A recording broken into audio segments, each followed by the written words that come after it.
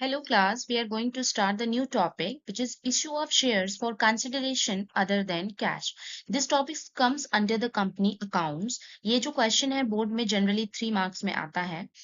इस टॉपिक में हम ये पढ़ने वाले हैं कि जैसे कि हमें पता है कि हम लोग जब कंपनी स्टार्ट करते हैं we issue shares for cash.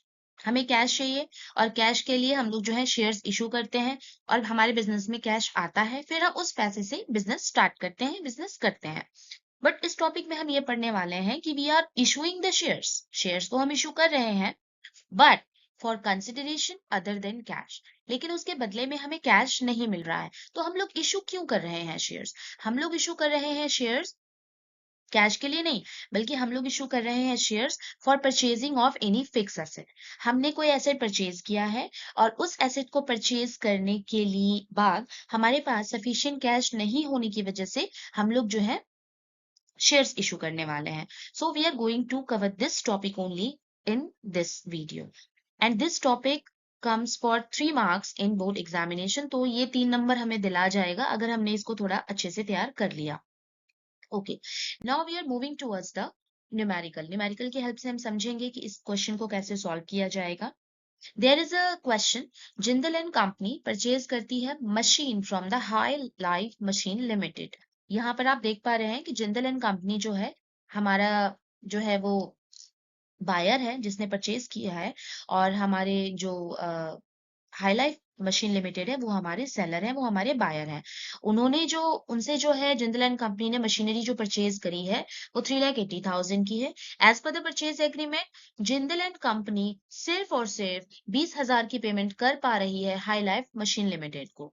बाकी जो बचा हुआ अमाउंट है विच इज 3,60,000, उसको जो है जिंदल एंड कंपनी बैलेंस को इशू ऑफ शेयर्स के थ्रू देने वाली है, और जो शेयर्स होंगे वो 100 रुपए के एक होंगे। अब आपको जर्नल एंट्रीज पास करनी है कि अगर जिंदल एंड कंपनी ने जो शेयर्स हैं एट पार इशू किए हाई लाइफ लिमिटेड को, और अगर एट प्रीमियम इशू किए तो ठीक है। So we are going to the solution now. सबसे पहला काम हमारा ये होता है, जनरली इसमें इस टाइप का जब भी क्वेश्चन आएगा आपको 2 जर्नल पास करनी होती है। यहाँ पर जो क्वेश्चन हमने पढ़ा उसमें 2 केसेस थे।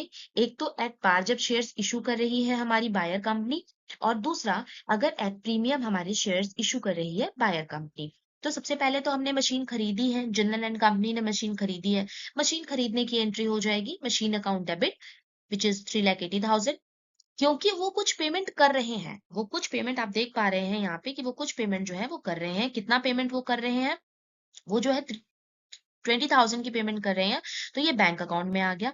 अब जो रिमेनिंग अमाउंट है वो हमारा वेंडर अकाउंट में चला जाएगा, जो कि हमारे वेंडर कितने हैं, कौन है?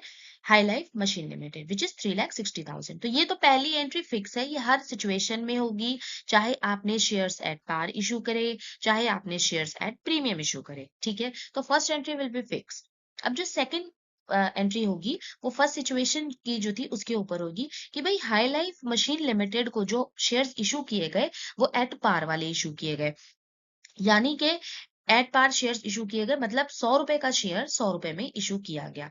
अब ये वाली जो जर्नल एंट्री है, इस जर्नल एंट्री में हमें ये निकालना पड़ेगा, वर्किंग नोट में दिखाना पड़ेगा कि how many number of shares issued. ठीक है, हमें ये पता है 3,60,000 के शेयर्स इशू होने हैं और एक शेयर 100 रुपए का है, तो नंबर ऑफ शेयर्स आप आराम से निकाल सकते हो। ठीक, सो यहाँ पे हमने ये वाली एंट्री पास कर दी।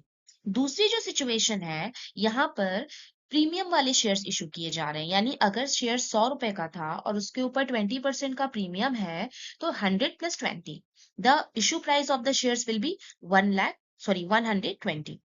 सो आपको 3,60,000 रुपए जो कि अमाउंट पेबल था हाई लाइफ मशीन लिमिटेड को, 3,60,000 रुपए के बदले में आप 120 रुपए का एक शेयर अगर इशू कर रहे हो, तो how many shares will be issued, right? तो ये आपको दूसरा वर्किंग बनेगा जिसको हम आगे कवर करेंगे। पहले हम जर्नल एंट्री देख लेते हैं। High life limited machine limited को वी हैव टू पे 3,60,000 शेयर्स हम दे रहे हैं।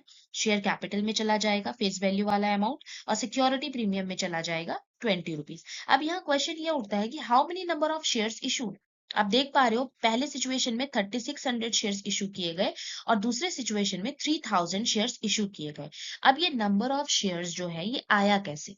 ठीक है, इसके लिए हमें एक वर्किंग नोट बनाना पड़ता है। You can see on the screen number of shares issued, जो भी शेयर्स हम वेंडर को इशू कर रहे हैं वो हम बनाएंगे कैसे, वो कैसे हमने नंबर ऑफ शेयर्स निकाला है, उसके लिए we will use this formula and this is the formula number of shares issued and is equal to total amount due to the vendor. अब total amount कितना ड्यू था वेंडर को, that was 3,60,000 divide by issue price of the shares. Issue price क्या था, पहली situation में issue price था 100 रुपया, दूसरी सिचुएशन में इशू प्राइस था 120 रुपया, क्योंकि पहली सिचुएशन में एट पार वाले शेयर्स थे तो 100 रुपए का शेयर 100 रुपए में इशू किया, और दूसरी सिचुएशन में 120 वॉज द इशू प्राइस, क्योंकि 100 रुपए फेस वैल्यू का प्लस 20 रुपया प्रीमियम का। तो ये वाला फॉर्मूला आप इस्तेमाल करेंगे, और इस फॉर्मूले का इस्तेमाल करने के बाद जो है, इस फॉर्मूले का इस्तेमाल करने के बाद आप जो है अपने वर्किंग नोट में इसको शो भी करेंगे, and you will be able to find out the number of shares, right. So you can see on the screen कि पहली सिचुएशन में जो थी, amount due to the vendor was 3,60,000 and the issue price of the shares was 100 rupees. So 3,600 was the number of shares issued. And second situation में जो था 3,60,000 के shares हमने इशू किए, ठीक है, लेकिन एक शेयर हमारा 1,120 रुपए का होने की वजह से नंबर ऑफ शेयर्स जो थे 3,000 थे। तो आप देख पा रहे हैं कि एट पार में नंबर ऑफ शेयर्स ज्यादा है, और एट प्रीमियम में क्योंकि शेयर्स की कीमत बढ़ चुकी है, इशू प्राइस बढ़ चुका है, तो नंबर ऑफ शेयर्स कम हो गए हैं। ये वाला वर्किंग हमको दिखाना पड़ता है, ये नंबर ऑफ शेयर्स हमको कैलकुलेट करके दिखाने पड़ते हैं 3 मार्क्स का, जब भी हमारे बोर्ड में क्वेश्चन आएगा, ठीक है। I hope it will be clear with this video, and we will meet in the next video.